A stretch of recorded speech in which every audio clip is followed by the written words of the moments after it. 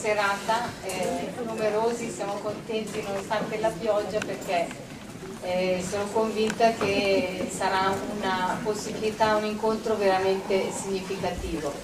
Due parole solo per presentare il professor Bellamy.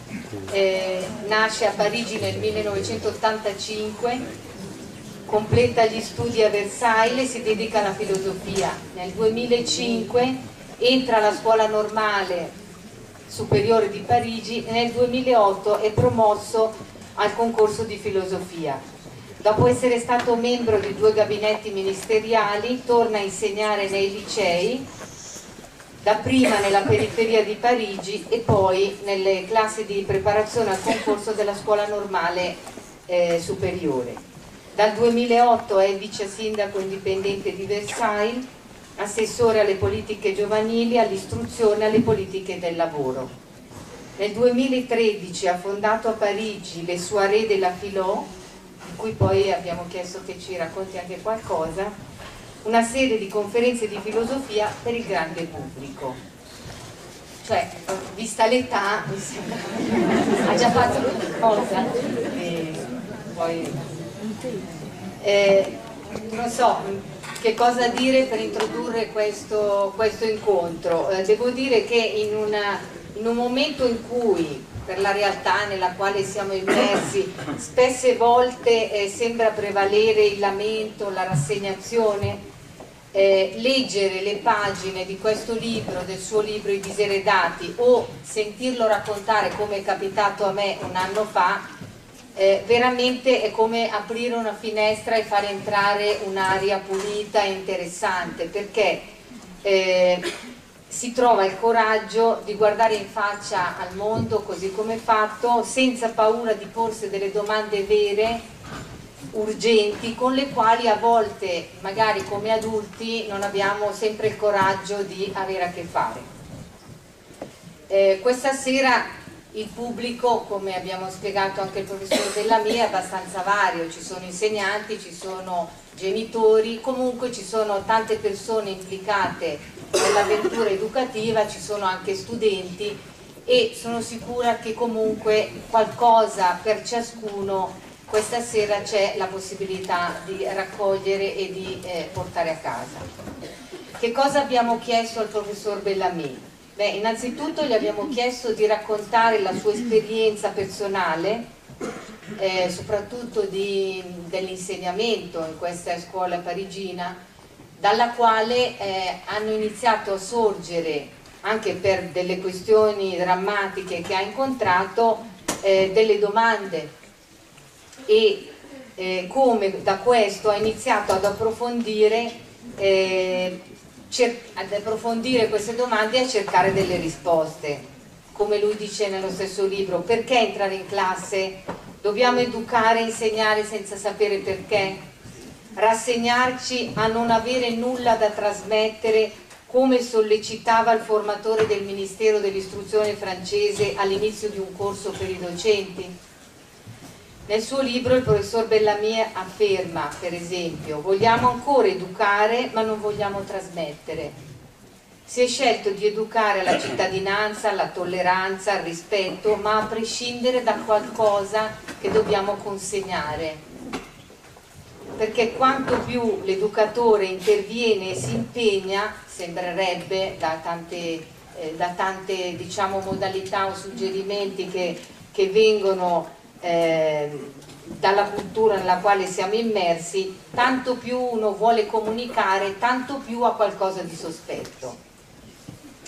Quindi da dove viene questo sospetto sul compito educativo e di conseguenza spesso la dimissione dell'adulto dalla responsabilità educativa?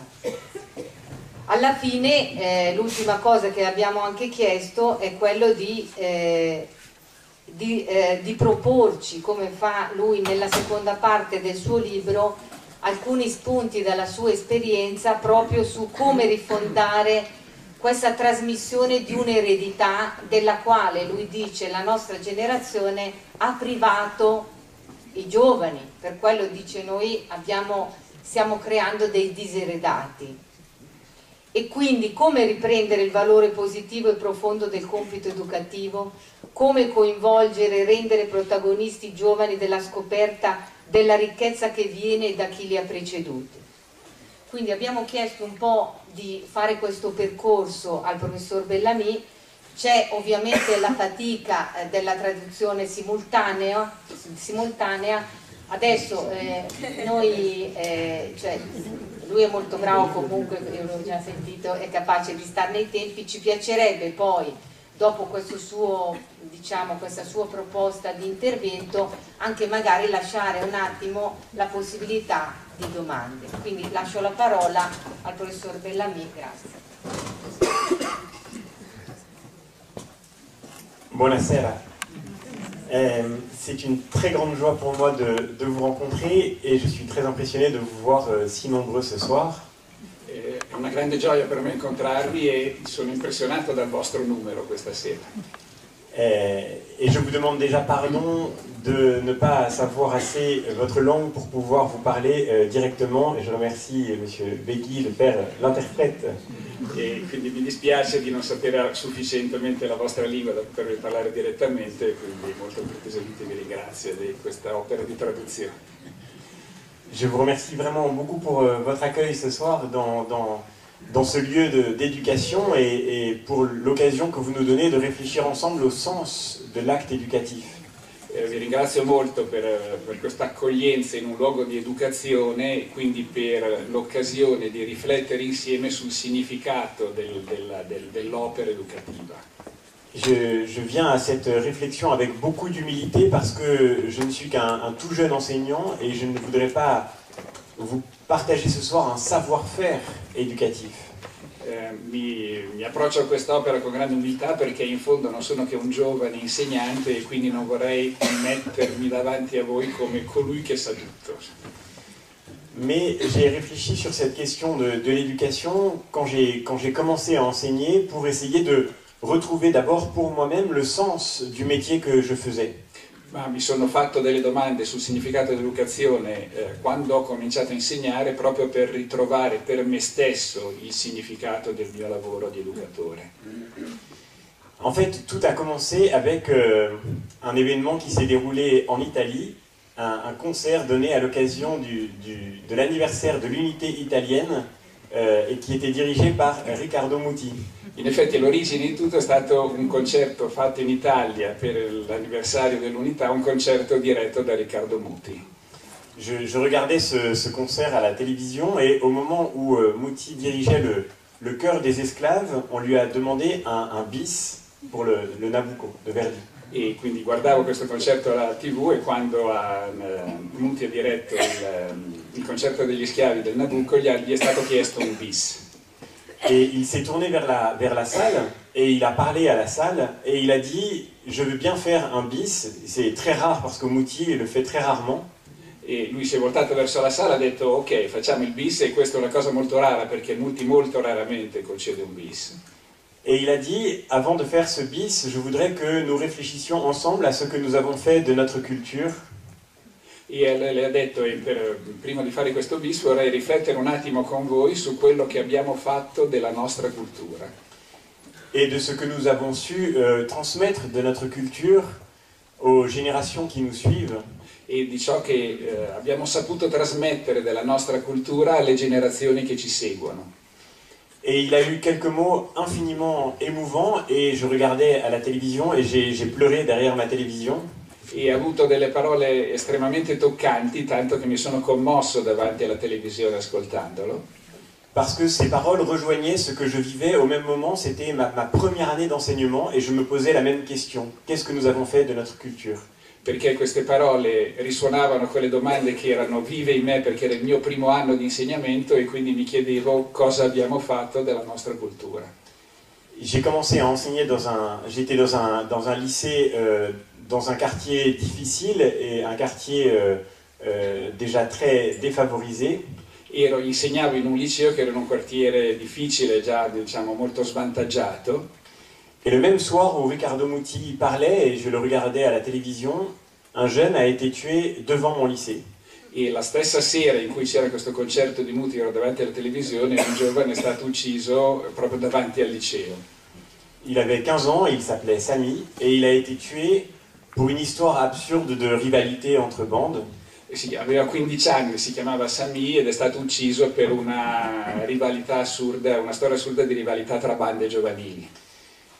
Et je me suis dit, peut-être là où nous n'avons pas su transmettre la culture, nous voyons ressurgir au fond le contraire de la culture, c'est-à-dire une forme de barbarie. E quindi mi sono detto, là dove non riusciamo a trasmettere la cultura, vediamo risorgere in fondo il contrario della cultura, c'è una forma di barbarie. Au même moment, je suivais ma formation d'enseignant en France. C'était ma première année d'enseignant et donc la moitié de notre temps était consacré à notre formation. E nello stesso tempo era il primo anno di insegnamento, ma stavo facendo i corsi per gli insegnanti, quindi metà del mio tempo era impegnato in questi corsi di formazione appunto per gli insegnanti. Ce qui est très nécessaire parce que c'est très difficile de devenir un enseignant et surtout de devenir un bon enseignant. Che è necessario perché è molto difficile diventare insegnanti e soprattutto diventare dei buoni insegnanti. Mais ce qui était très étonnant, c'était le cœur de notre formation d'enseignant qui a structuré toute cette année de formation. Ma ciò che era stupefacente era il cuore di questa formazione degli insegnanti che ha strutturato tutto l'anno di formazione. C'était une consigne très claire donnée aux enseignants, vous ne devez surtout pas transmettre des connaissances. Ed era una consegna chiarissima agli insegnanti, voi non dovete assolutamente trasmettere delle conoscenze.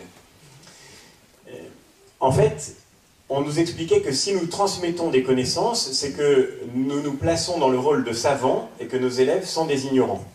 E ci veniva detto, se noi trasmettiamo delle conoscenze ci mettiamo nel ruolo dei sapienti e quindi affermiamo che i nostri alunni sono degli ignoranti.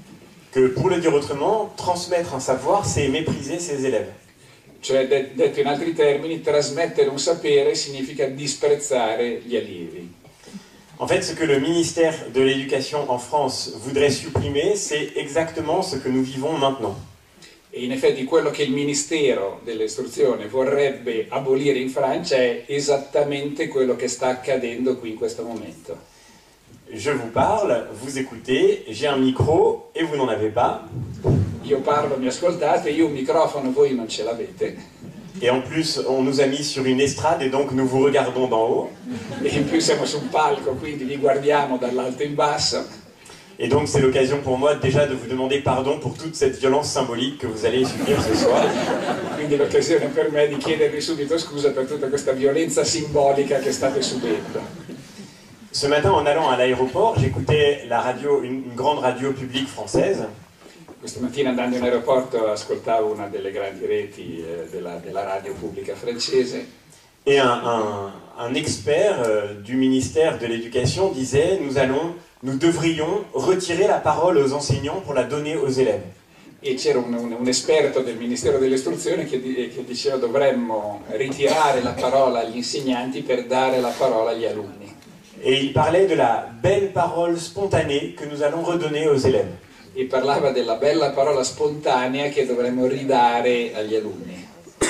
Et toute notre formation a été structurée par ce principe fondamental. E tutta la nostra formazione di insegnanti è stata strutturata attorno a questo principio fondamentale. Alors peut-être vous pensez que les Français sont complètement fous. Magari pensate che i francesi sono completamente pazzi. Mais en fait, je crois que nous pensons la même chose, que cette idée nous hante profondément. Però diciamo, pensiamo la stessa cosa, questa idea ci fa vergognare. Qu'elle est dans notre inconscient en quelque sorte. Ok, diciamo, questa idea in qualche modo è penetrata nel nostro inconscio. En fait, cette idée toute simple que j'ai rencontrée dans ma formation, elle consistait à dire que l'autorité est toujours quelque chose qu'on retire à la liberté. E quindi l'idea sottostante a questo modo di concepire è che l'autorità è sempre qualcosa che riduce, condiziona la libertà. Et que plus on donne de l'autorité à l'adulte, à l'enseignant, aux parents, plus on retire de la liberté à l'enfant. E quindi più autorità viene data all'alunno, all'insegnante, con più libertà viene tolta all'allievo, all'alunno. Et cette idée, elle nous est commune, quelle que soit notre position dans les débats éducatifs. E questa idea è piuttosto comune, quale che sia la nostra posizione nei vari dibattiti sull'educazione. Parfois nous dirons il faut plus de liberté et donc moins d'autorité. Talvolta diremo ci vuole più libertà e quindi meno autorità. Et parfois nous pensons qu'il faut plus d'ordre, plus de discipline et donc plus d'autorité et tant pis pour la liberté. E talvolta diciamo invece che ci vuole più ordine, più disciplina, quindi più autorità e tanto peggio per la libertà. En fait, nous voulons continuer d'éduquer parce que nous savons que nos enfants vont vivre dans la société. Infatti in effetti vogliamo continuare a educare perché vogliamo che i nostri allievi vivranno nella società. Et parce qu'ils vont vivre dans la société, nous savons qu'ils ne peuvent pas être absolument libres. E per il fatto stesso di vivere in una società sappiamo che non potranno essere assolutamente liberi. Je voudrais pouvoir être complètement libre, mais il y a un grand problème. Vorrei essere completamente libero, ma c'è un grande problema. C'est que les autres existent. Il fatto che gli altri esistono. Et nous avons inscrit dans beaucoup de nos établissements scolaires cette phrase si connue qui dit que la liberté des uns s'arrête là où commence celle des autres. E in gran parte dei nostri edifici scolastici è scritta questa massima molto famosa per cui la libertà dell'uno finisce dove comincia la libertà dell'altro. Et cette idée fondamentale, elle présente au fond le travail de l'autorité comme une malédiction nécessaire. E quindi questa idea fondamentale presenta al fondo il compito dell'autorità come una maledizione necessaria. Alors nous continuons d'éduquer, mais au fond, nous nous sentons un peu coupables de priver nos élèves et nos enfants de leur propre liberté. E quindi certo continuiamo a insegnare, ma al fondo sentendoci un po' colpevoli dello stare privando in qualche modo i nostri alunni di una parte almeno della loro libertà. Nous avons le sentiment que nous les avons privés de cette belle parole spontanée. Abbiamo un po' la sensazione che li stiamo privando di questa bella parola spontanea. Et c'est, il me semble, cette idée qui est au cœur de la crise éducative qui traverse mon pays, la France, mais aussi le monde occidental. E questa idea è al cuore della crisi educativa che attraversa il mio paese, la Francia, ma in fondo tutto il mondo occidentale. Au fond, en essayant de remonter aux sources de cette conception, j'ai eu le sentiment qu'elle se résumait dans un seul mot. Cercando di risalire alle fonti di questa concezione, ho trovato che in fondo può essere riassunto in una sola parola. Qui est le mot d'immédiateté. Immédiateté. Che la parola è l'immediatezza. C'est-à-dire que nous avons le sentiment que l'enfant est spontanément libre. In fondo abbiamo l'idea che il bambino sia spontaneamente libero et que l'existence des autres et de l'autorité lui retire cette liberté originaire. E che l'esistenza degli altri e dell'autorità in qualche modo gli riduca questa libertà originaria. Je suis professeur de philosophie et très souvent les élèves nous disent, ou d'autres personnes que l'on rencontre, vous devriez donner à vos élèves l'occasion de penser par eux-mêmes plutôt que de lire des auteurs. Sono insegnante di filosofia e spesso ci sentiamo dire dai nostri alunni o da altre persone dovreste far pensare i vostri alunni piuttosto che leggere loro ciò che gli autori hanno detto. Un peu comme dans ce film Le cercle des poètes disparus. Je ne sais pas si... Come in questo film, diciamo, la traduzione letterale è il cerchio dei poeti...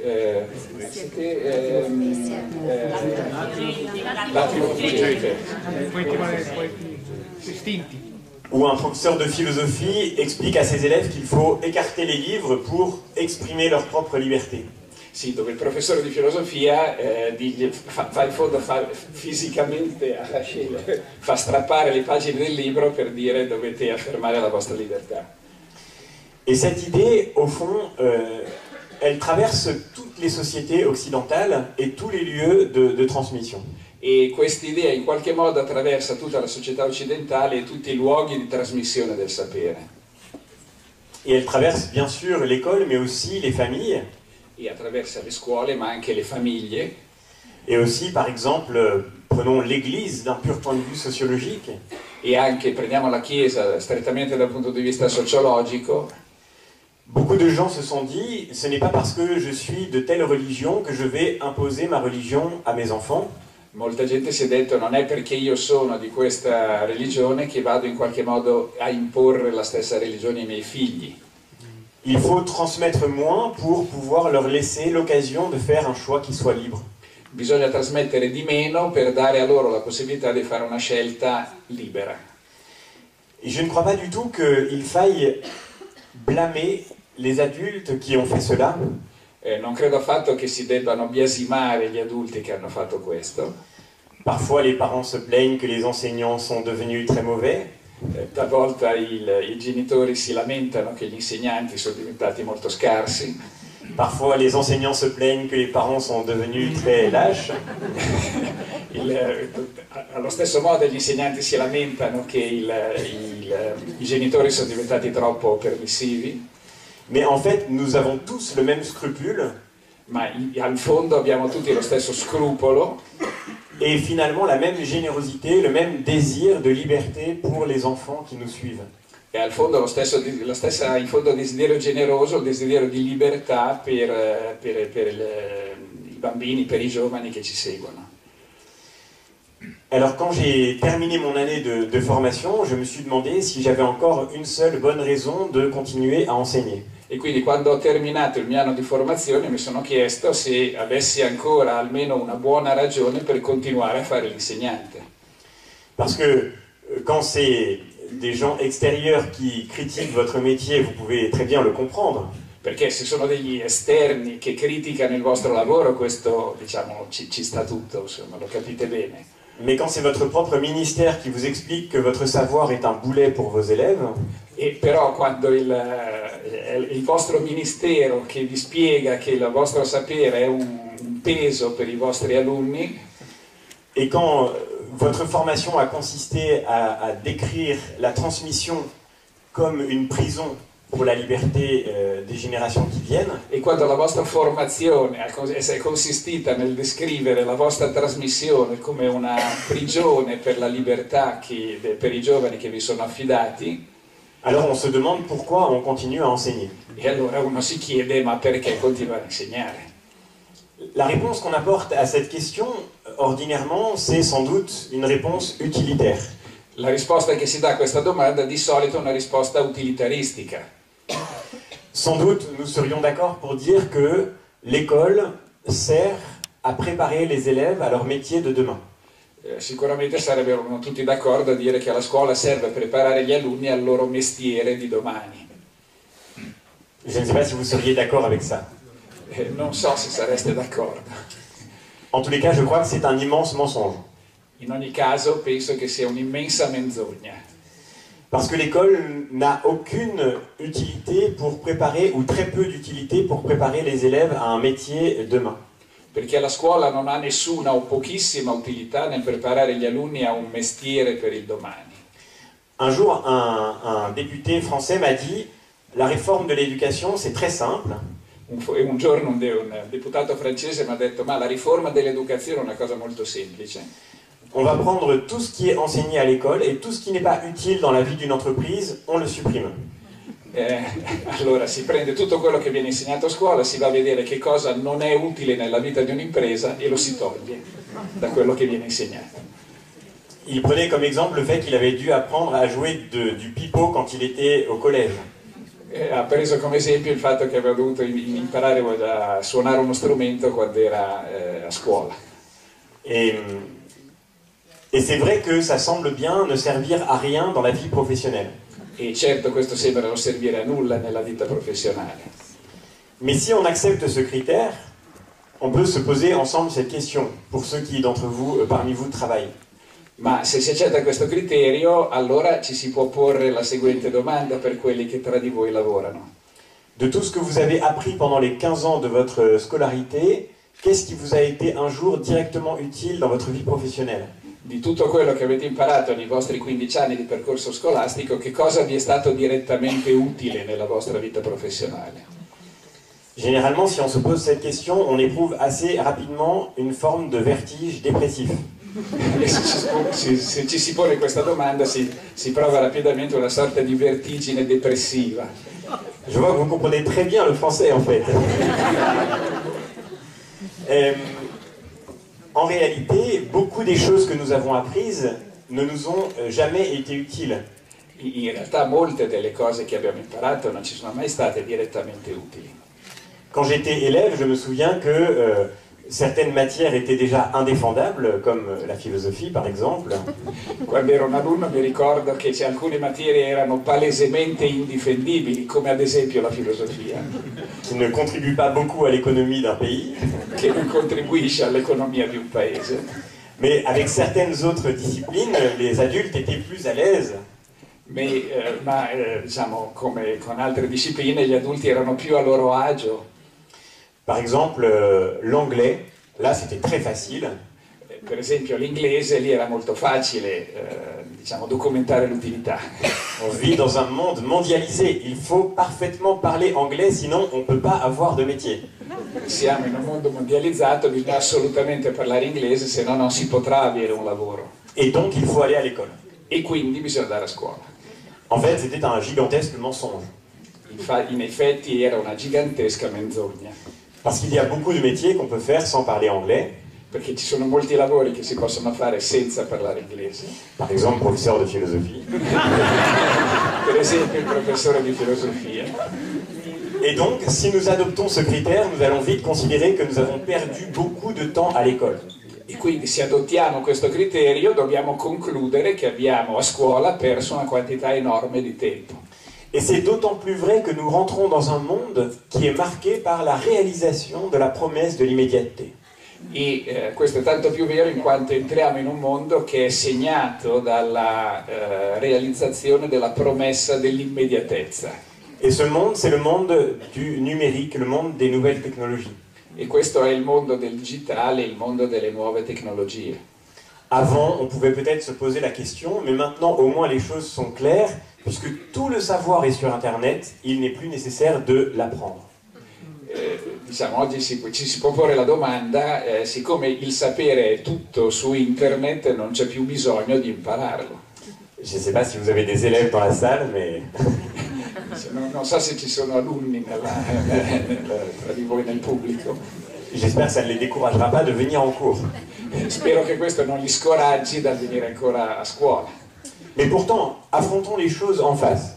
Maintenant que la connaissance est sur Internet, pourquoi faudrait-il que nos élèves l'apprennent par cœur? Mais appunto, affrontiamo le questioni, prendiamo il toro per le corna. Adesso che tutto è su internet, perché è utile che gli alunni imparino delle cose a memoria? Pourquoi apprendre des dates en histoire ou des villes en géographie alors que tout est sur Google? Perché imparare delle date in storia o dei nomi delle città in geografia se tutto è lì pronto su Google?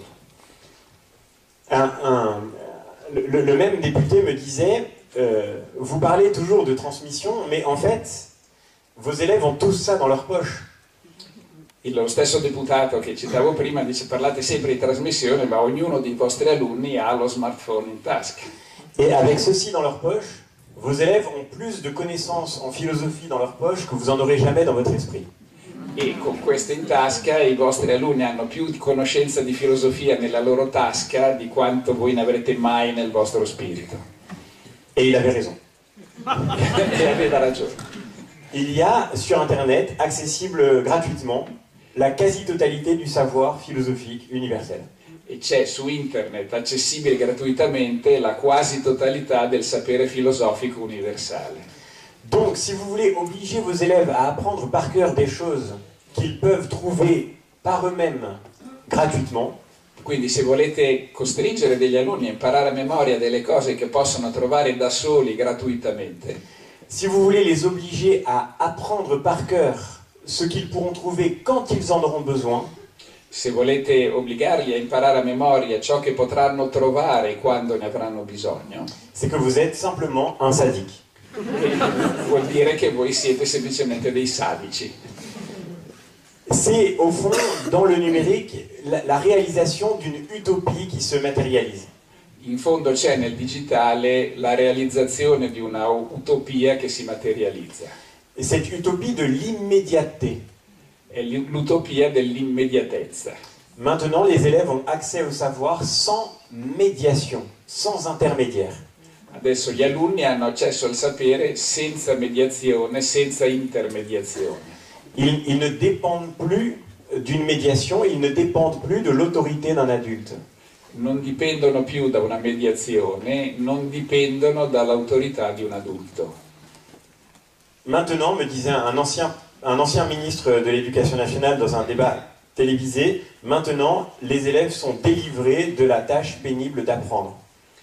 Mi diceva in un dibattito televisivo un ex ministro dell'istruzione, adesso gli alunni sono liberati dal compito di apprendere. Maintenant, me disait-il, ils vont pouvoir danser leur vie. Mi diceva adesso potranno danzare la loro vita. Oui, les Français sont un peu fous. Sì, i francesi sono un po' pazzi. Et en fait, cette image elle était très parlante. Il y a l'idée d'une liberté absolue, d'une légèreté retrouvée grâce à cette nouveauté technologique. E quindi questa immagine era molto espressiva, cioè dava l'idea di una libertà assoluta, di una leggerezza ritrovata grazie alle nuove tecnologie. C'est la raison pour laquelle ces objets technologiques ne sont plus des outils à proprement parler, mais ils deviennent des buts en soi. Questo è il motivo per cui questi oggetti tecnologici non sono più degli strumenti in vista di qualcosa, ma sono degli scopi a loro stessi. En fait, je crois qu'il y a dans cette utopie de l'immédiateté, qu'il y a d'abord un immense oubli. Al fondo penso che in questa utopia dell'immediatezza ci sia al fondo un'enorme dimenticanza. Et cet oubli remonte à très loin dans notre histoire. E questa dimenticanza risale a molto tempo fa nella nostra storia. Dans le petit livre que j'ai écrit sur le sujet, dans Les Déshérités, j'ai tenté de remonter aux sources de cette histoire. Nel libro che ho scritto, I Diseredati, ho cercato di risalire alle sorgenti di questo malinteso. En réalité, c'est l'histoire de la modernité qui s'est construite sur cet oubli. In effetti è la storia della modernità che si è costruita su questa dimenticanza. Cet oubli, c'est celui de la nécessité de la médiation. Questa dimenticanza è quella della necessità della mediazione. En fait, la culture n'est pas quelque chose qui s'ajoute à notre personnalité. In effetti la cultura non è qualcosa che si aggiunge alla nostra personalità. En France, nous avons largement retenu l'expression qui a été construite par un philosophe qui s'appelle Pierre Bourdieu. In Francia diamo un peso a questa affermazione che è stata costruita da un filosofo che si chiama Bourdieu. Et qui parle du capital culturel. E che parla del capitale culturale. Peut-être en Italie aussi, parlez-vous du capital culturel ou du bagage culturel? Forse anche in italiano si parla forse non tanto del capitale culturale ma del bagaglio culturale. Et nous avons l'habitude de parler de la culture comme de quelque chose qu'on possède. E abbiamo l'abitudine di parlare della cultura come di qualcosa che si possiede. Et parfois même pour la défendre, parfois nous défendons l'idée que l'école doit donner aux enfants un bagage culturel nécessaire pour trouver leur place dans l'existence.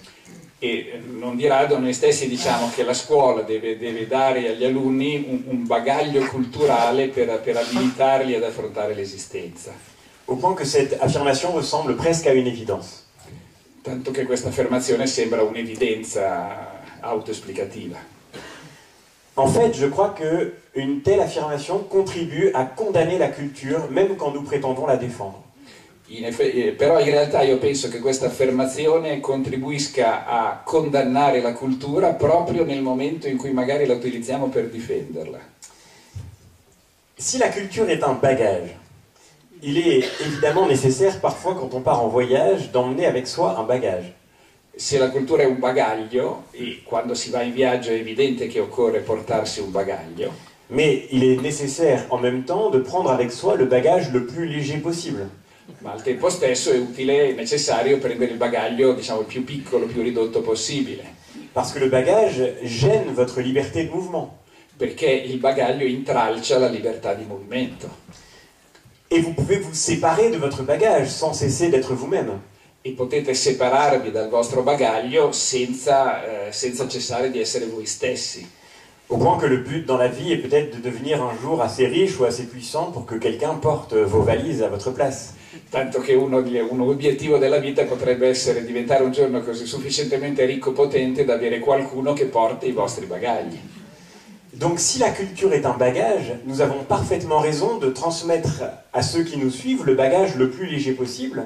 Quindi se la cultura è un bagaglio, abbiamo perfettamente ragione a dire allora trasmettiamo a chi ci segue un bagaglio il più leggero possibile. Et si quelqu'un peut porter ce bagage à leur place, alors nous avons raison de le confier à ce quelqu'un. E se qualcuno può portare questo bagaglio al loro posto, abbiamo ragione ad affidare a questo qualcuno il bagaglio. Et ce quelqu'un, c'est Internet. E questo qualcuno è Internet. En fait, parler de la culture comme d'un capital ou d'un bagage, c'est confirmer cet oubli profond que j'évoquais tout à l'heure. E quindi continuare a parlare della cultura come un bagaglio vuol dire continuare a evocare questa continuare a sottolineare questa dimenticanza profonda che evocavo un attimo fa. Cet oubli de la modernité que j'ai trouvé, que j'ai lu chez Descartes ou chez Rousseau, comme chez Bourdieu. Questa dimenticanza della modernità che ho trovato in Cartesio, in Rousseau, in Bourdieu. L'oubli du fait que l'homme n'est pas un être d'immédiateté. È la dimenticanza del fatto che l'uomo non è un essere di immediatezza. Que l'homme est un être de médiation. Che l'uomo è un essere di mediazione. Que pour le dire autrement, aucun d'entre nous n'est immédiatement lui-même. Che per dirla in un altro modo, nessuno di noi è immediatamente se stesso. C'est très, très mystérieux. Questa è una cosa molto misteriosa. C'est très mystérieux parce que, du point de vue de la logique, le premier principe de la logique, c'est celui qu'on appelle le principe d'identité. E questo è misterioso perché dal punto di vista della logica, il primo principio della logica è quello che si chiama il principio di identità. Et le principe d'identité, c'est que A égale A, c'est-à-dire qu'une chose est elle-même. E quindi il principio di identità è che A uguale A, cioè che ogni cosa è se stessa.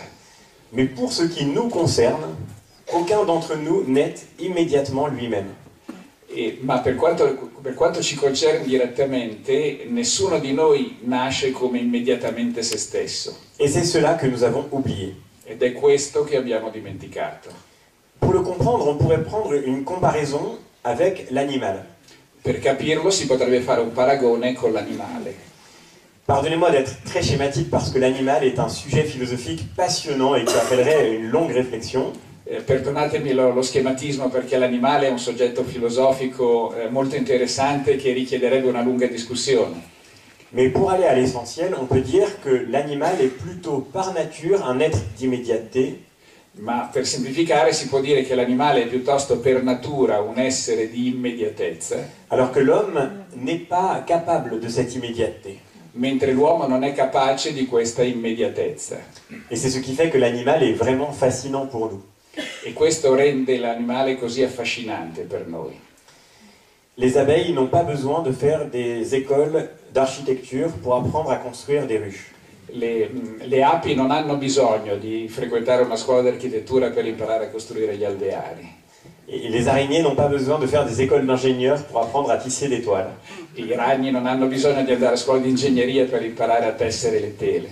Ils n'ont pas besoin des cours de Monsieur Begui en physique.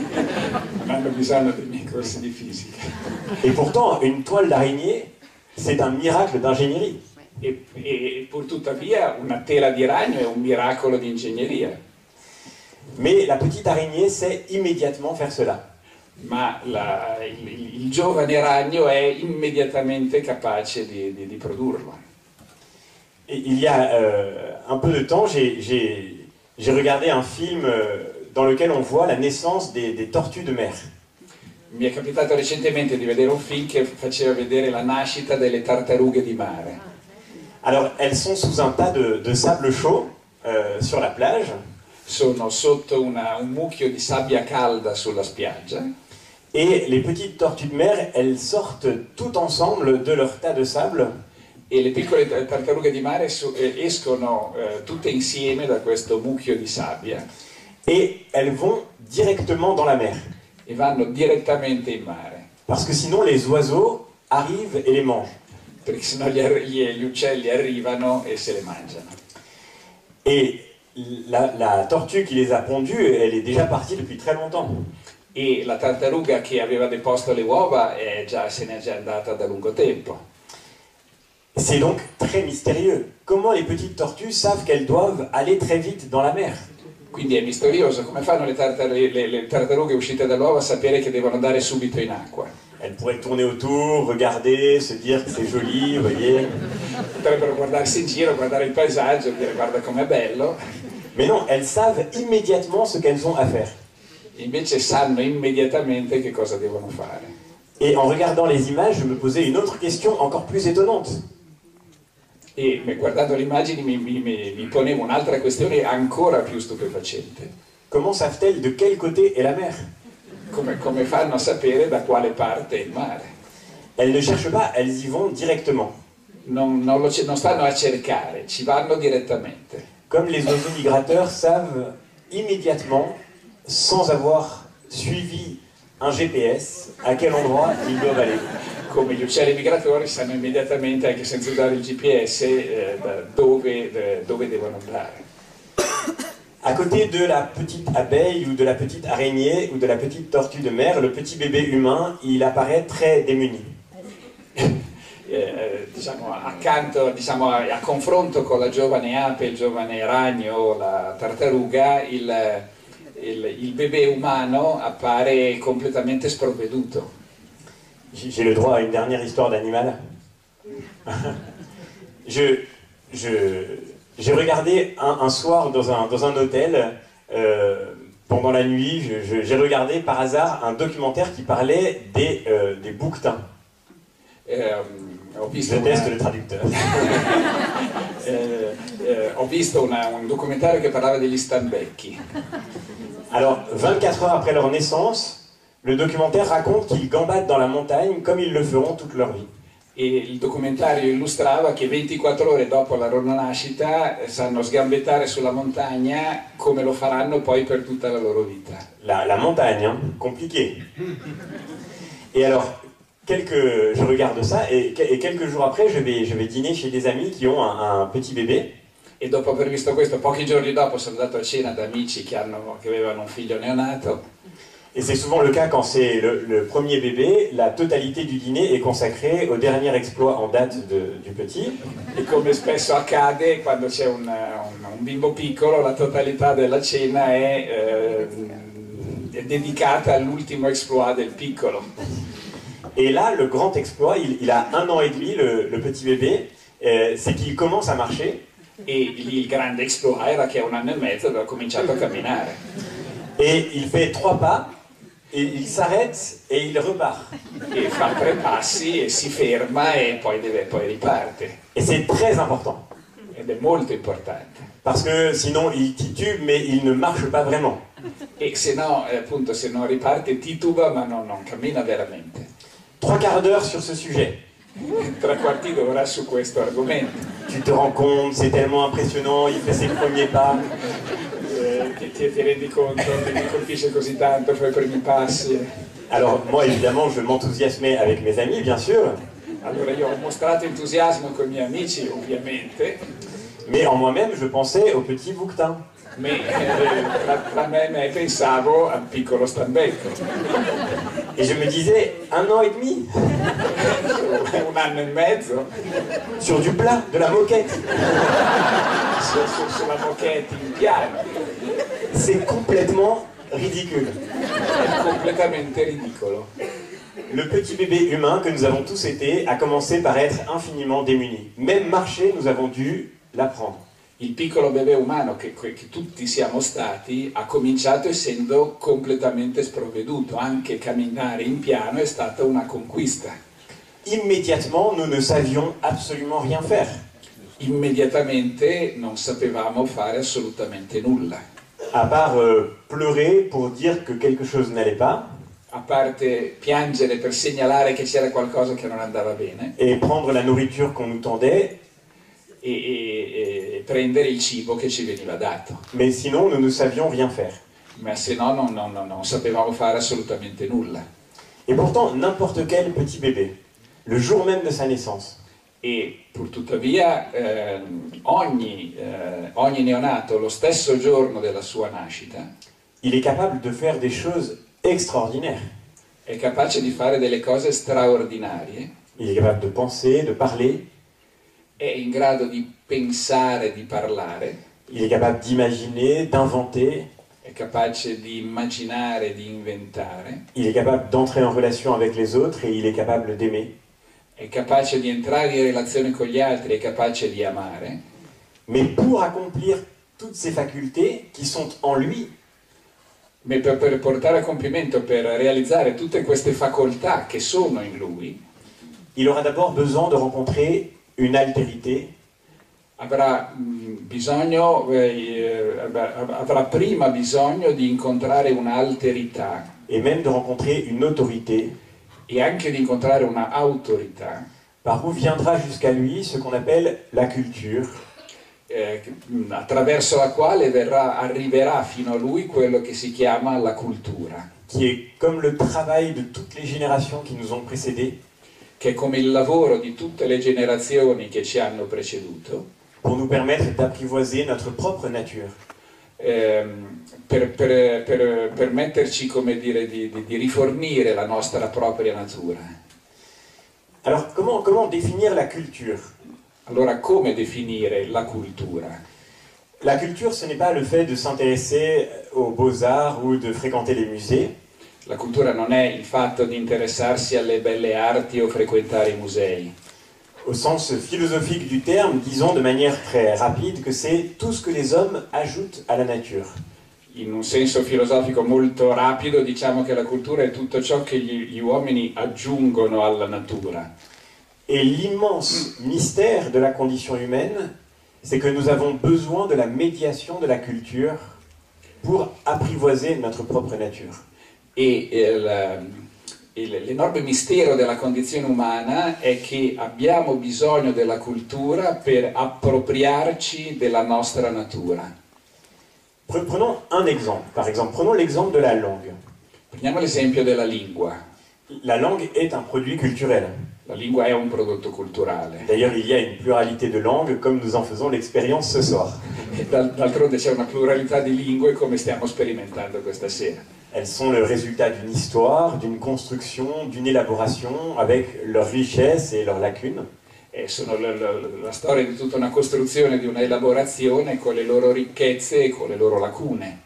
Et d'ailleurs, nous pouvons regarder la langue comme la modernité regarde la culture et la médiation, comme une occasion d'enfermement et d'emprisonnement. E purtuttavia noi possiamo guardare alla lingua come la modernità guarda la cultura, come un'occasione di chiusura e di imprigionamento. Tout le XXe siècle a jeté le soupçon sur la langue. Tutto il XX secolo ha gettato sulla lingua il sospetto. Par exemple, ce professeur de littérature français qui s'appelle Roland Barthes. Questo professore di letteratura francese che si chiama Roland Barthes. Dans les années 1970, il commençait son cours au Collège de France en disant que la langue est fasciste. E cominciava il suo corso negli anni 70 al Collège de France dicendo che la lingua è fascista. Alors pourquoi la langue est-elle fasciste? Allora perché la lingua dovrebbe essere fascista? Bon, d'abord parce que dans les années 70, en France, fasciste, ça veut dire très très méchant, c'est la même chose. Innanzitutto perché negli anni 70 in Francia, esattamente come in Italia, dire fascista voleva dire il peggio del peggio. En fait, la langue est fasciste, dit Roland Barthes, parce que d'abord, elle repose sur nous comme un arbitraire. E in effetti diceva Roland Barthes, la lingua è fascista perché si appoggia, viene addosso a noi come qualcosa di arbitrario. Vous n'avez pas choisi votre langue, elle vous a été imposée par vos parents qui vous ont transmis comme par hasard, leur langue. Non avete scelto la vostra lingua e siete stati costretti dai vostri genitori che vi hanno trasmesso come per caso la loro lingua. Dans un arbitraire culturel totalement dénué de scrupules. Con un'arbitrarietà culturale totalmente priva di scrupoli. Et vous vous êtes très vite rendu compte que dans une langue, il y a des règles, des choses qui se disent et des choses qui ne se disent pas. E vi siete immediatamente resi conto che ogni lingua ha delle regole, delle cose che si dicono e delle cose che non si dicono. Et nous avons tous été, quand nous étions petits, parfois sévèrement repris pour avoir dit des choses qu'on ne dit pas ou pour ne pas avoir dit des choses qu'il fallait dire. E siamo tutti stati probabilmente sgridati severamente da piccoli per avere detto delle cose che non bisognava dire o per non avere detto delle cose che bisognava dire. Et ensuite, comble du traumatisme, vous avez été à l'école. E poi, come al colmo della traumatizzazione, siete stati a scuola. Et vous avez fait des dictées. E avete fatto dei dettati. Et comme le disait Pierre Bourdieu, vous avez vu couler sur vos copies le rouge sang de la mortalité scolaire. E come diceva Bourdieu, avete visto colare sui vostri quaderni il sangue della mortalità scolastica. Vous avez vu que dans une langue, il y a une infinité de règles. Avete visto che nella lingua c'è una infinità di regole. De règles d'orthographe, de syntaxe, de grammaire. Regole di ortografia, di sintassi, di grammatica. Qui n'ont aucune valeur en soi, mais qui s'imposent de manière arbitraire. Che non hanno nessun valore in sé, ma che vengono imposte in modo arbitrario. Depuis que j'ai commencé à parler ce soir, je passe mon temps à obéir à ces règles. Da quando ho cominciato a parlare questa sera sto continuando a obbedire a queste regole. Et les choses sont tragiques parce que, comme nous pensons avec les mots, à chaque fois que vous pensez, vous êtes déjà en train d'obéir. E le cose sono tragiche perché siccome noi pensiamo attraverso le parole, nel momento stesso in cui pensate state obbedendo. La plus personnelle de vos idées, la plus intime de vos émotions, dès qu'elle vient dans les mots à votre conscience, elle est déjà saisie dans le carcan de la langue. E la più personale delle vostre idee, la più intimo dei vostri sentimenti, nel momento in cui viene espresso in parole è già stato catturato da questo da questa disciplina della lingua. Et donc la langue saisit dans sa prison tout ce que vous pensez, tout ce que vous êtes. E quindi la lingua cattura nella sua prigione tutto quello che voi pensate, tutto quello che voi siete. Elle est donc totalitaire, elle est fasciste. E quindi è totalitaria e quindi è fascista. CQFD. Ce qu'il fallait démontrer. Ah, sì, CVD. CVD, come volevasi dimostrare. Et conclut Roland Barthes, il ne peut donc y avoir de liberté qu'en dehors de la langue. E quindi concludeva Roland Barthes, non può darsi libertà se non al di fuori della lingua. Mais voilà, toute la question est exactement là. E tutta la questione è esattamente qui. Où se trouve cette liberté en dehors de la langue? Dove si trova questa libertà al di fuori della lingua? Est-ce que vous seriez plus libre aujourd'hui? Est-ce que vous penseriez plus librement sans la langue qui vous a été transmise? Sareste più liberi oggi? Pensereste più liberamente senza la lingua che vi è stata trasmessa? La réponse est non, parce que sans cette langue, nous n'aurions pas commencé à penser. E la risposta è no, perché senza la lingua non avremmo neanche cominciato a pensare. Bien sûr, quand vous étiez de petits bébés, quand nous étions de petits enfants, nous étions capables de penser. Certo, quando eravamo infanti eravamo capaci di pensare. Nos parents n'ont pas produit en nous la capacité de parler. I nostri genitori non hanno prodotto in noi la capacità di parlare. Ils n'étaient pas des magiciens qui pouvaient créer en nous une faculté nouvelle. Non erano dei maghi che potevano creare in noi una facoltà nuova. Sinon, ils auraient donné aussi la capacité de parler à notre nounours en peluche et ça aurait été plus facile pour eux. Se no, se fossero stati capaci di produrre loro la capacità di parlare, l'avrebbero data anche al nostro orso di peluche, magari sarebbe stato più facile per loro. Non, nous étions naturellement capables de parler. Quindi eravamo naturalmente capaci di parlare. Mais nous n'aurions pas commencé à parler sans la langue que nos parents nous ont transmise. Ma non saremmo stati capaci di cominciare a parlare senza la lingua che i nostri genitori ci hanno trasmesso. Et nous n'aurions jamais commencé à penser sans cette langue et les règles et la discipline de cette langue. E non avremmo cominciato a pensare senza questa lingua e le regole e la disciplina di questa lingua. Et donc on peut dire que, contrairement à cette fascination pour l'immédiateté, E quindi si può dire che contrariamente a questo fascino dell'immediatezza, tout ce qui s'est accompli en nous l'a été par une médiation qui nous précédait. tutto ciò che si è compiuto in noi si è compiuto per una mediazione che ci ha preceduto. À chaque fois que vous parlez, vous dites votre dette à l'égard de ceux qui vous ont précédés. E ogni volta che parlate voi state dicendo il vostro debito rispetto a tutti quelli che vi hanno preceduto. À chaque fois que nous pensons, nous disons ce que nous avons reçu pour former notre propre pensée. E tutte le volte che pensiamo diciamo in fondo la gratitudine rispetto a tutti quelli che ci hanno preceduto. Ça ne veut pas dire que notre liberté ait été formatée par cette transmission. Questo non significa che la nostra libertà sia stata formatata, sia stata schematizzata o messa in gabbia da questa trasmissione.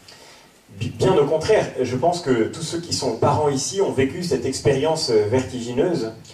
Penso che tutti quelli di voi che sono genitori hanno vissuto questa esperienza vertiginosa.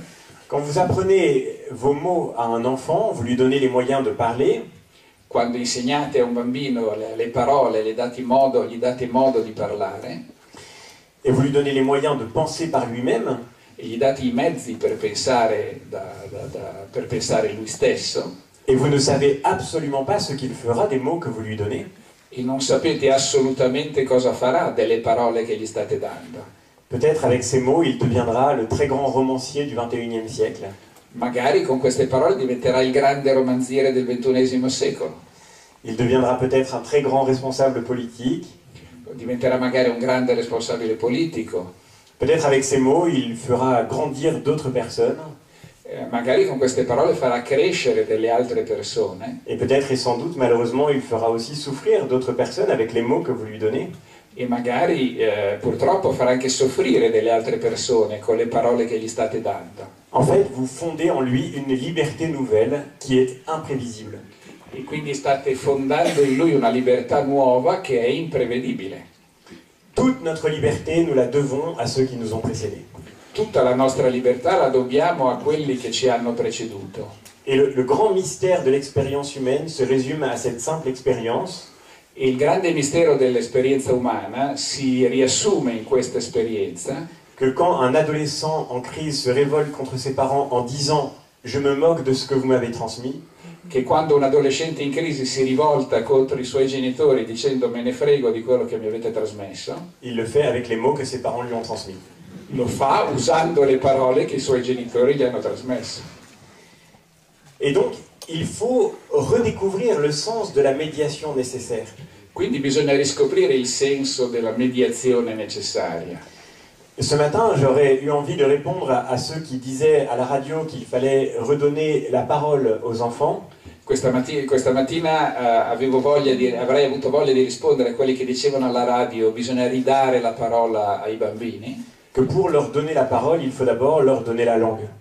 Che per dargli la parola bisogna innanzitutto dargli la lingua. Et que nous avons perdu cette sagesse du temps. E che abbiamo perduto questa saggezza del tempo. Qui fait qu'il y a un temps pour écouter. Che fa sì che ci sia un tempo per ascoltare. Et ensuite un temps pour parler. E successivamente un tempo per parlare. Et que recevoir est la condition pour pouvoir ensuite donner. E che ricevere è la condizione per poter successivamente dare. Et même pour donner quelque chose d'autre que ce que l'on a reçu. E anche per dare qualcosa di diverso da quello che si è ricevuto. C'est ce que nous vivons par exemple en philosophie. E quello che viviamo per esempio in filosofia. Lire des auteurs ne nous oblige pas à penser comme eux. Leggere degli autori non ci obbliga affatto a pensare come loro. Ne nous oblige pas à répéter toujours ce qu'ils ont dit. Non ci obbliga affatto a ripetere sempre quello che loro hanno detto. Mais lire des auteurs, c'est pouvoir construire notre propre pensée. Ma leggere degli autori è per poter costruire il nostro proprio pensiero. Et gagner en liberté tout ce que leur autorité peut transmettre. e guadagnare in libertà tutto ciò che la loro autorità può trasmettere. C'est le propre de l'auteur que son autorité nous fait grandir. È il proprio dell'autore che la sua autorità ci fa crescere. Comme vous le savez, autorité vient du latin augere qui veut dire augmenter. Come sapete, autorità viene dal latino, noi diciamo augere, che vuol dire aumentare. Et effectivement, dans l'acte d'autorité, rien n'est retiré à la liberté de l'enfant. E in effetti nell'atto dell'autorità nulla è tolto alla libertà del bambino. Si l'autorité est vraiment vécue comme étant un service de la liberté, Se l'autorità è veramente vissuta come un servizio alla libertà, elle doit être redécouverte comme cette médiation essentielle. deve essere riscoperta come questa mediazione essenziale. Non pas comme quelque chose qu'on acquiert et qui s'ajoute à notre personne, Non come qualcosa che si acquisisce e si aggiunge alla nostra persona, comme un bagage que l'on porte avec soi, come un bagaglio che si porta con sé, mais comme quelque chose qui s'ajoute à notre être et qui nous fait être ce que nous sommes. ma come qualcosa che si aggiunge al nostro essere e ci fa essere ciò che siamo. Et c'est l'incroyable mystère qui tous les jours se passe dans le silence d'une salle de classe. Ed è l'incredibile mistero che ogni giorno accade nel silenzio di un'aula. Nous ne préparons pas, c'est vrai, nos élèves à leur métier de demain, È vero, non prepariamo i nostri alunni al loro mestiere di domani, mais nous espérons servir en eux ce qu'ils sont, ma speriamo di servire in loro ciò che essi sono, de telle manière que demain ils seront dans le monde du travail, comme dans la vie publique, comme dans leur vie familiale, in modo che domani saranno nella loro vita professionale, nella loro vita pubblica o nella loro vita familiare, vraiment absolument eux-mêmes dans ce qu'ils ont de plus humain et dans ce qu'ils ont de plus singulier. saranno veramente se stessi in ciò che hanno di più umano e ciò che hanno di più proprio, di più singolare, individuale. C'est ce que montre par exemple l'expérience de l'artiste. E ciò che mostra ad esempio l'esperienza dell'artista. Le propre d'un grand artiste, c'est qu'il manifeste sa liberté. Il proprio di un grande artista è che manifesta la sua libertà. Il fait quelque chose d'absolument singulier qui ne ressemble qu'à lui. Fa qualcosa di assolutamente singolare che non assomiglia che a lui stesso. Si vous connaissez bien Verdi, pour reprendre notre exemple de tout à l'heure, vous connaissez son style. Se conoscete bene Verdi, conoscete il suo stile. Et en écoutant une pièce de Verdi que vous n'aviez jamais entendue, vous pourrez le reconnaître. E ascoltando un pezzo di Verdi che non conoscete, potete riconoscerlo. Parce que personne ne compose comme Verdi. Perché nessuno compone come Verdi. La grande question de nos vies est donc, comment devient-on Verdi? La grande domanda della nostra vita è quindi come si diventa Verdi. Et tout le mystère de la médiation, c'est qu'il ne suffit pas de s'asseoir devant un instrument pour pouvoir composer quelque chose qui exprime ce que vous êtes. E tutto il mistero della mediazione è che non basta sedersi davanti a uno strumento per poter suonare qualcosa che esprima quello che voi siete. Pour que Verdi devienne vraiment lui-même, Perché Verdi diventi veramente se stesso, pour qu'il devienne l'artiste singulier qu'il a été, perché diventi l'artista singolare, originale che è stato, il a fallu qu'il commence par faire des gammes, ha dovuto cominciare facendo il solfeggio, qu'il ait des professeurs de musique, che ci siano stati dei professori di musica, qu'il apprenne les morceaux que d'autres artistes avaient composés, che gli hanno insegnato i pezzi che altri artisti avevano composto, et même qu'il les apprenne par cœur. e anche che li imparasse a memoria.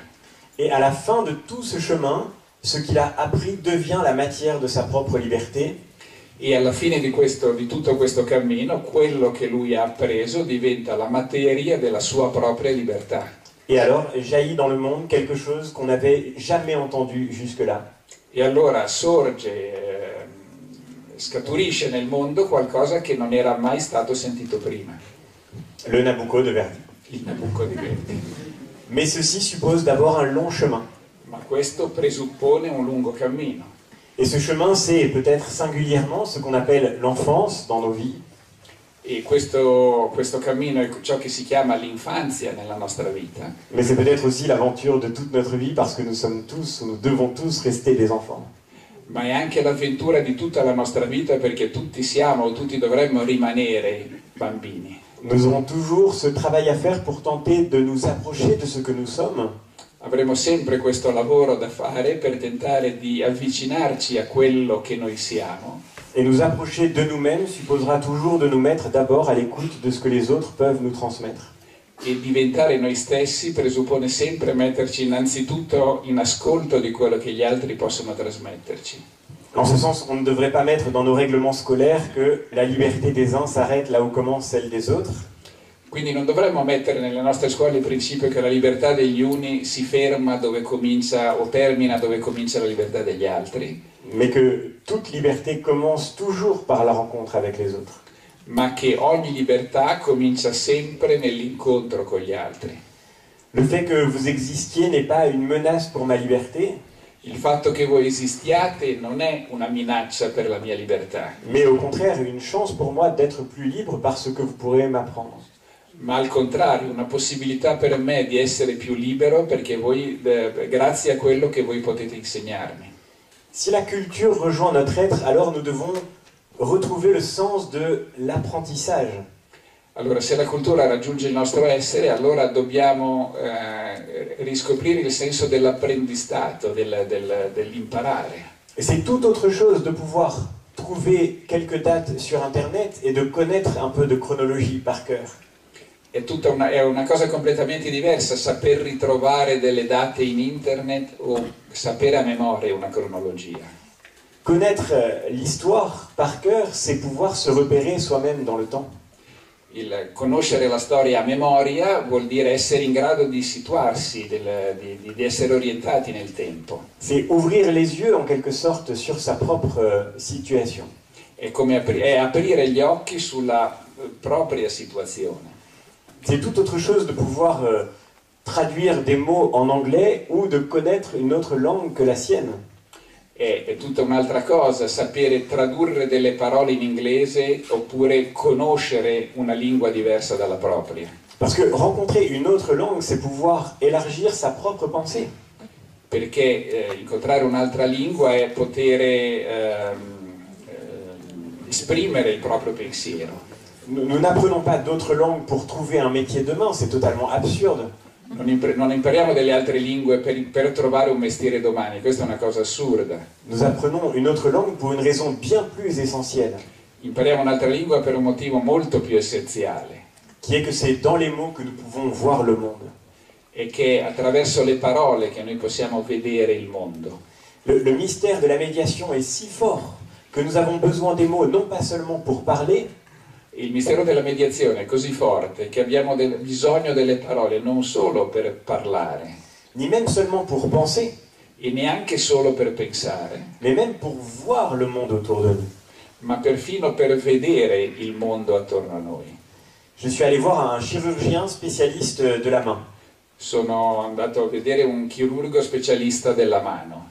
Il a appris dans ses études le nom de toutes les petites parties infimes qui composent une main humaine. Ha imparato nei suoi studi i nomi di ogni dettaglio, ogni piccolo dettaglio della mano umana. Et je lui montre ma main, E gli mostro la mia mano et il voit dans ma main des choses que je ne vois pas. e lui vede nella mia mano delle cose che io non vedo.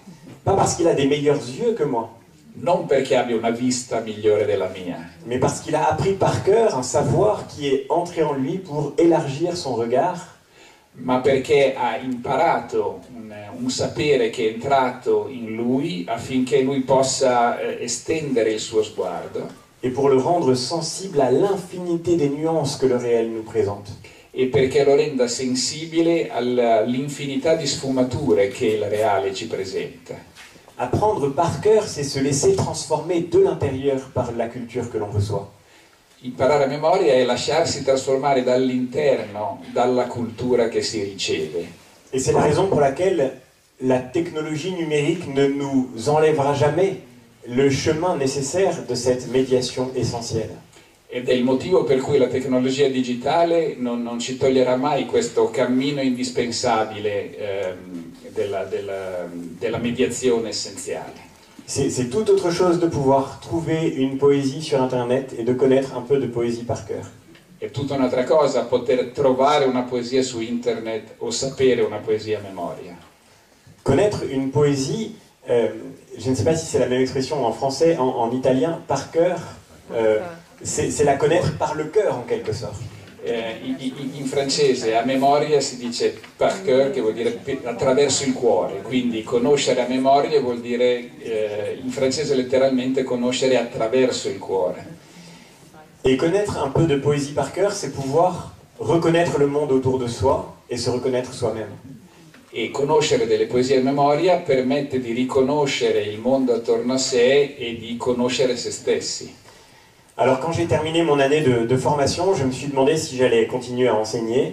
E allora quando ho terminato il mio anno di formazione all'insegnamento mi sono chiesto se sarei andato avanti a insegnare. Et avant d'avoir fait ce petit travail sur l'idée de médiation que nous venons de partager, E prima di aver elaborato questa idea della mediazione che abbiamo appena condiviso, il me restait une seule raison de continuer à enseigner.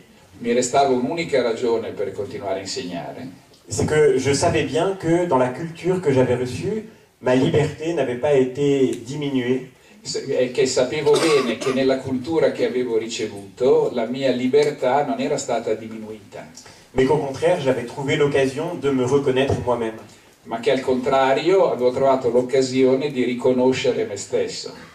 Et dans l'expérience de la philosophie en particulier, pour moi, j'ai découvert que j'étais quelqu'un, que j'avais un corps, j'ai découvert ce qu'était avoir des amis. E nell'esperienza della filosofia in particolare ho scoperto di essere qualcuno, che avevo un corpo, che potevo incontrare degli amici. Je me suis reconnu moi-même en quelque sorte Mi sono in qualche modo riconosciuto à travers des auteurs parfois très anciens qui m'ont appris qui j'étais, attraverso degli autori anche molto antichi che mi hanno insegnato chi io ero, et grâce aux enseignants que j'avais pu rencontrer. e grazie agli insegnanti che avevo potuto incontrare. Et de tout cela, je me suis senti infiniment reconnaissant. E di tutto questo mi sono sentito infinitamente riconoscente, infinitamente grato. Alors je sais que ce motif nous est commun, Ora so che questo motivo ci è comune, gli abbiamo spiegato che questa origine della gratitudine è una delle cose all'origine della nostra scuola, et j'ai commencé à enseigner par reconnaissance, e ho imparato a insegnare per riconoscenza, pour pouvoir partager à ceux qui me suivaient ce chemin de liberté que j'avais vécu moi-même, per poter condividere con quelli che erano attorno a me questo cammino di libertà che avevo vissuto io stesso, et pour pouvoir, en parlant, me mettre au service d'une autre parole que la mienne. e per parlando potermi mettere al servizio di una parola diversa dalla mia. Si je demande le silence à mes élèves pour pouvoir enseigner quelque chose, Se chiedo il silenzio ai miei alunni per poter insegnare qualcosa, ce n'est pas parce que je suis plus intelligent qu'eux, non è perché sono più intelligente di loro, mais c'est seulement parce que j'ai un devoir envers eux, ma è perché ho un dovere verso di loro, celui de pouvoir transmettre ce que j'ai reçu pour fonder en eux leur propre liberté. e che ho il dovere di trasmettere a loro ciò che ho ricevuto per poter fondare la loro libertà, Et les voir conquérir peu à peu leur propre pensée ou leur propre style, e vederli conquistare poco a poco il loro proprio pensiero, il loro proprio stile. et c'est un miracle à chaque fois tellement merveilleux È un miracolo ogni volta talmente meraviglioso que je me dis parfois que c'est pas normal que je sois payé pour faire ça. che mi dico talvolta che non è quasi neanche giusto che sia pagato per farlo. C'est moi qui devrais payer pour vivre ça tellement c'est beau. Dovrei essere io a pagare per poter vivere questo, tanto è bello. Et pourtant c'est difficile et ce sera toujours difficile. E pur tuttavia è difficile e sarà sempre difficile. Et la rencontre entre les générations sera toujours une occasion d'épreuve et parfois même de souffrance. E l'incontro tra le generazioni sarà sempre un motivo di prova e anche di sofferenza. Et c'est parfaitement normal puisqu'elle consiste à accepter que quelque chose nous échappe. Ed è perfettamente normale che sia così, perché consiste nell'accettare che ci sia qualcosa che ci sfugge. la véritable autorité ne veut pas enfermer, au contraire, elle veut vraiment la liberté de celui sur qui elle s'exerce. E la vera libertà non vuole mai rinchiudere, ma al contrario vuole la libertà di colui verso i quali l'autorità stessa si esercita. Mais à travers cette épreuve et ces souffrances parfois de l'acte éducatif, Ma attraverso queste prove, questa sofferenza dell'atto educativo, se joue le miracle qui constitue la totalité de l'humanité et de la liberté. si gioca questo miracolo che costituisce la totalità dell'umanità e della libertà. Et c'est l'occasion pour moi de terminer en vous disant d'abord ma reconnaissance pour ce travail de traduction que j'espère n'avoir pas été trop dur. E quindi è il motivo, è l'occasione per me di chiudere ringraziando, ringrazio per questa sua cortesia. De vous dire ma reconnaissance pour votre invitation et pour ce moment partagé ce soir. E la mia riconoscenza per per avermi invitato e per aver condiviso con me questa serata. Et surtout de vous dire toute la reconnaissance que doit susciter ce que la société ne vous dit plus, ce que les politiques ne savent plus dire. E per dirvi tutta la riconoscenza che la società non sa più dirvi e che i politici non sanno più dirvi. La société pour tout ce que votre travail éducatif comme parent, comme enseignant, dans le silence de votre effort quotidien.